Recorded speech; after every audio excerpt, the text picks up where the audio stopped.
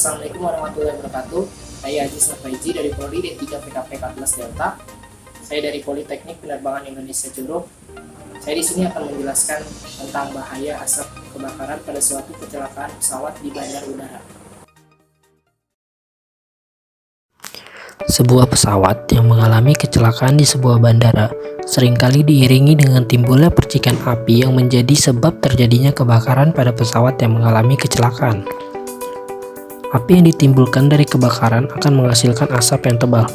Asap inilah yang akan membahayakan personil PKP dan penumpang pesawat itu sendiri. Kok bisa sih asap itu berbahaya? Itu karena asap memiliki kandungan zat kimia yang berbahaya yang menjadi penyebab utama kematian pada suatu kebakaran di dalam ruangan.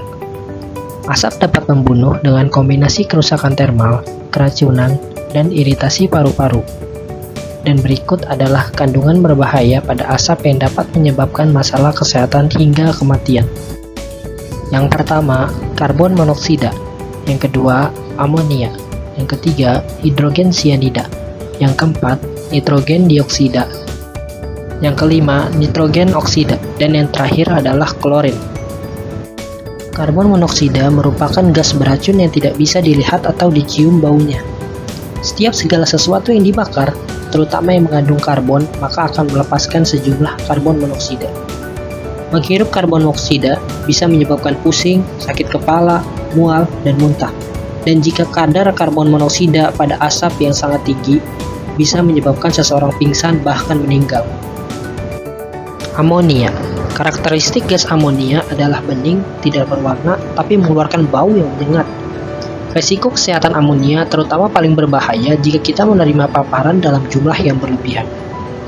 Menghirup amonia dalam konsentrasi yang rendah dapat mengiritasi jalur napas sehingga menyebabkan batuk-batuk.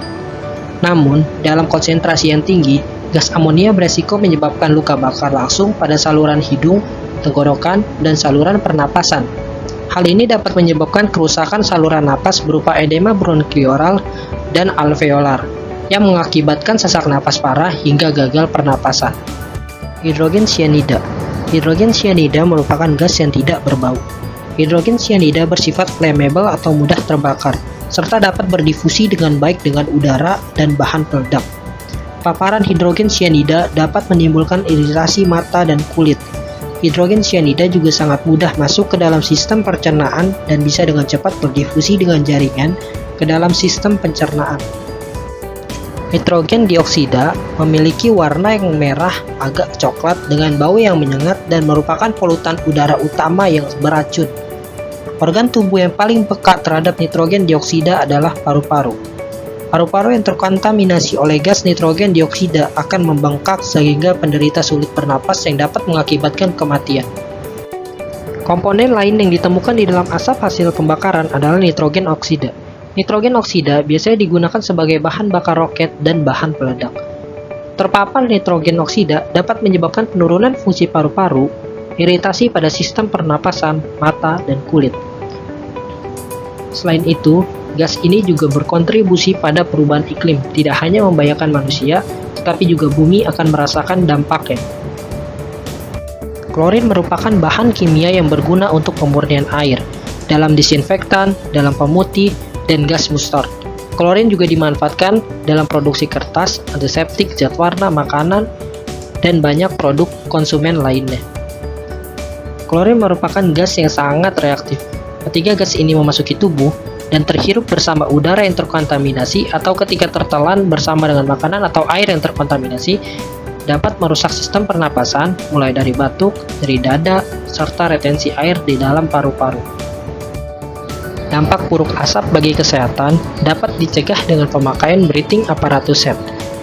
Breathing apparatus set adalah suatu alat bantu pernapasan yang digunakan oleh petugas rescue, pemadam kebakaran, dan yang lainnya yang berisi udara segar yang dikemas dalam tabung silinder. Agar pengguna tidak bergantung pada udara di sekitar dalam jangka waktu tertentu dan mendapatkan bantuan udara segar ketika keadaan atmosfer di sekitar dalam situasi immediate danger to life and health. Keadaan atmosfer bisa dikategorikan dalam situasi immediate danger to life and health ketika 1. oksigen di lingkungan mengalami pengurangan hingga di bawah 19,5%. 2. Adanya kandungan racun di udara seperti gas hidrogen sulfid sangat beracun dan mematikan.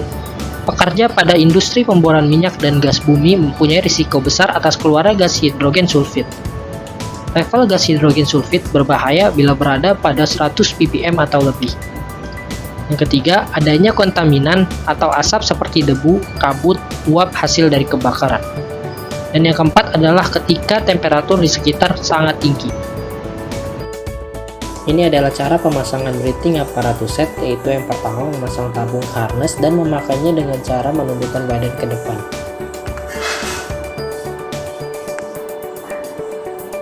Yang kedua, mengencangkan sabuk yang berada di perut dan pundak. Hal ini diperlukan untuk keamanan breathing apparatus set agar tidak terlepas dari badan.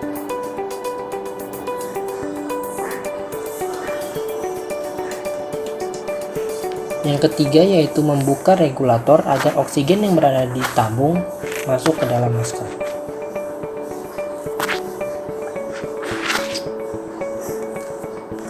Yang keempat yaitu mengecek tekanan udara yang berada di tabung yang akan masuk ke dalam masker.